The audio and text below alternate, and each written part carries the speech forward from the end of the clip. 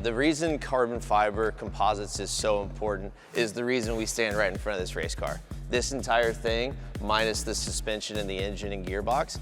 it's carbon.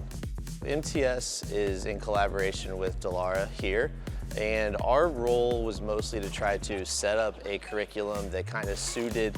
what we would do if we were doing it in-house. For us, it was very important to start off just like we would here if we had a new person involved. We would start off with the utmost basics of composites, which is very much like the bagging of a simple component, how we install the actual carbon into the mold, all the way through to how do we trim, how do we bond, how do we go through with an insert into a part. So we wanted to make sure that we got the full gamut of what we're trying to accomplish, even here, into a curriculum for a student to learn so that they would be up to speed once they get out of this program.